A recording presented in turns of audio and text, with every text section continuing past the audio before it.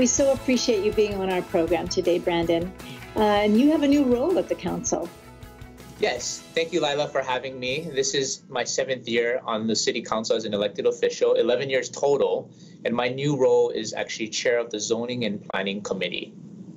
So from that perspective, you have an island-wide responsibility, but maybe you could start with letting us know what are your focus in your district and where your district is. Yes, so my district encompasses the communities of Aiea, Pro City, Waipahu, which also includes Waipio Gentry. And the pressing needs of the community is, during this pandemic, people in the community are aging in place. They're older, kapunas, and then there's also young families as well. So one of it is really getting the pandemic under control, which we are doing, with vaccinations and whatnot and proper protocols that we put in place. But truly, a big part of that is housing.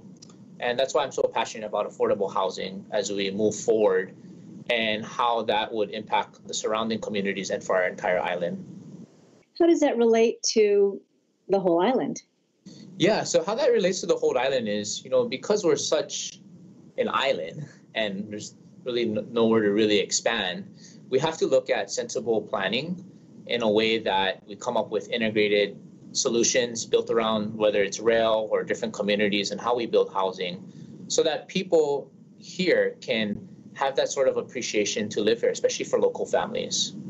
And so looking forward, what message can you give to the audience that we can pay attention to? Yes, so looking forward, we really have to have that sense of hope and unity. And part of hope is not just now, but really for the future. It's always sad when I hear of stories when local families, their children or their grandchildren move away just because it's not affordable or just because that the pay is better on the mainland or elsewhere. So we really have to do a better job in me and my role as policymaker where I can be a better steward to look at ways that we plan for our future so that local families can stay here for their children, their grandchildren, and have that sense of island community that we all known as growing up here, and that they can raise their families here. And I think that is a big part for a lot of local families. Does that also imply you'll be in conversation and in deliberation and maybe even planning with other counties, with the state of elected people? Yeah, it's all of us together.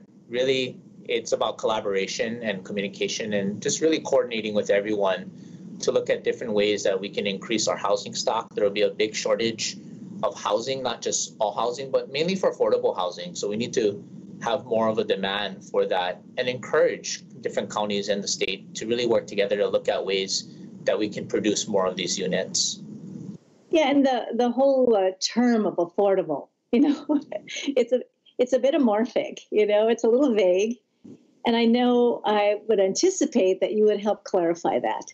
Yes, and we are. And a big part of that is really building for the low income, working class, middle class families, are fixed incomes or, don't have much, where housing is a critical need for them. And we find that in studies, housing is also healthcare. Housing also is a future for a lot of people. So in parting thought for the audience. My parting thought is, as we come out of this pandemic, we really have to look at the hope and the unity for our future. And part of that, as I mentioned previously, is really looking at ways that we can provide for local families that want to continue to live here and create that sense of place and environments where it is affordable, keeping up with jobs and employment, and more importantly, housing. I think that's a big key critical component as we move along in the future, especially with rail coming online and really building those communities around these various rail stations as we move forward and look to our future. And there is hope. Thank you very much. You give us hope in this conversation and appreciate your time. Thank you, Lila. Thanks, Brandon.